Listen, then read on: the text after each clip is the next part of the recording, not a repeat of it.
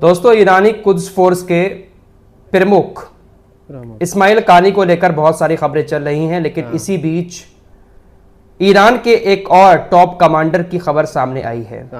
आपकी स्क्रीन पर ये जो नजर आ रहे हैं, ये ईरान के एक बहुत सीनियर कमांडर थे जिनका नाम है अब्बास निलफरोशान। 15 दिन के बाद लिबनान के अंदर इनका शव मिला है। दरअसल 15 दिन पहले हसन नसरुल्लाह के ऊपर इजराइल ने जो एयर स्ट्राइक की थी, उस जगह पर ये भी मौजूद थे। हसन नसरुल्लाह के साथ ईरान के ये कमांडर भी मौजूद थे। इजराइल ने एयर स्ट्राइक की, पूरा इलाका मलबे में तब्दील हो गया। 15 दिन तक रेस्क्यू ऑपरेशन चला। IRGC ने 15 दिन के बाद इनकी बॉडी को खोज निकाला। इनका जनाजा ईरान लेकर आया जा रहा है।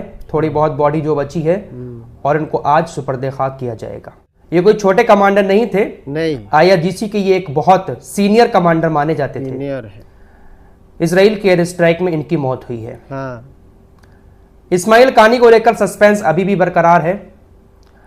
अब जिस तरह के ये मामले सामने आ रहे हैं, इनको देखने के बाद ऐसा भी लगने लगा है कि कहीं इस्माइल कानी की भी तो इजराइल के हमले में मौत नहीं हो गई है। वैसे जासूसी के बहुत सारी खबरें आ रही हैं कि वो इजराइल के जासूस हैं और न जाने क्या क्या चीजें चल रही हैं। सारी चीजें आप लोगों को बता चुका हूं।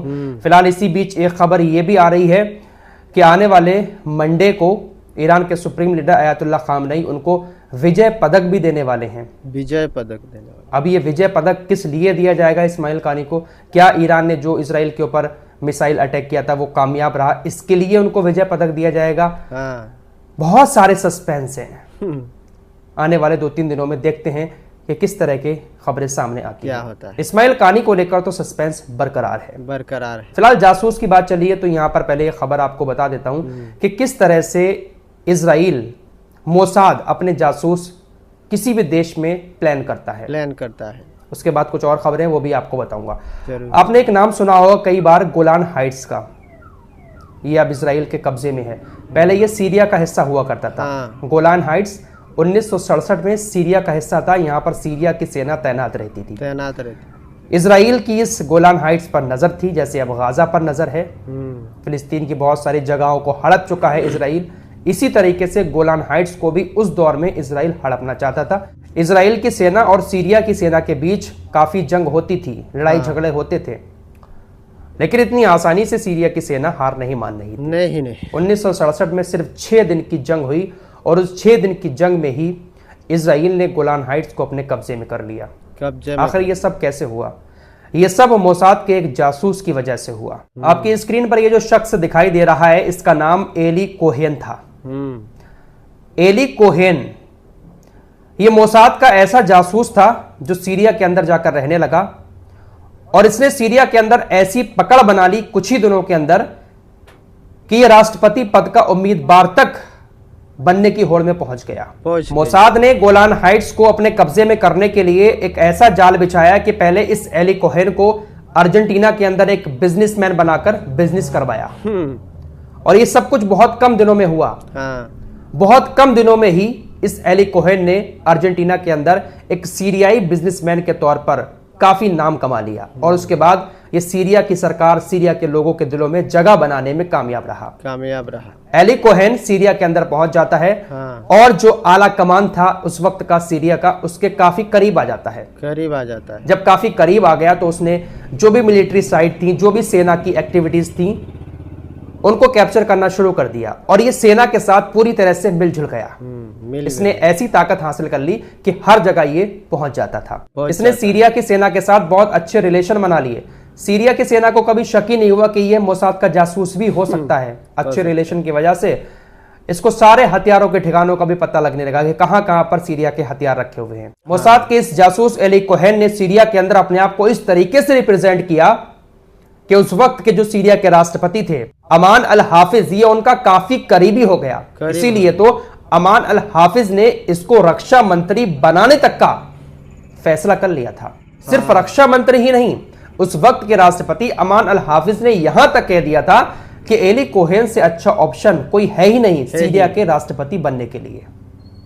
तो इस तरीके से इसने वहां पर जाल बिछाकर अपने आप को ऐसा रिप्रेजेंट किया कि सीरिया की सरकार की, सीरिया की सेना की नजर में बहुत बड़ी अहमियत रखने लगा। लेकिन यह पक्का जासूस था।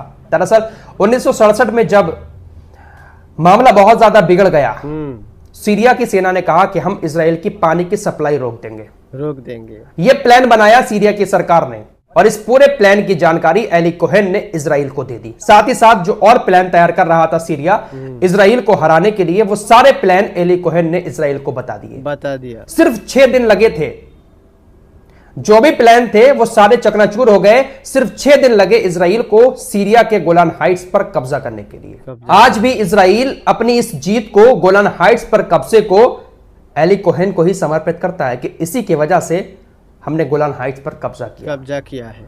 तो आप अंदाजा लगा सकते हैं कि मोसाद किस तरीके से आला कमान में अपने जासूस छोड़ता है जरूर। और ऐसा ही इस वक्त ईरान के अंदर भी है। आप मानो या मत मानो, ईरान की आला कमान में मोसाद के जासूस भरे पड़े हैं। भरे पड़े। एग्जाम्पल आपके सामने है। सीरिया देश के अंदर एक बंदा राष्ट्रपति बनने तक के सपने देखने लगा, और वो मोसाद का जासूस था। तो ईरान की जो सेना है, उसके जो पद पर बैठे हुए बड़े बड़े कमांडर हैं, उनका क्या ही भरोसा, क्या इनका बैकग्राउंड है, हमें क्या मालूम कहां से आए हैं। हमें तो अब मालूम पड़ा है इनके बारे में कि ये कमांडर है, ये जनरल है। इनका इतिहास क्या है, क्या फीडबैक है, ये तो ईरान और ईरान की सरकार जानती होगी।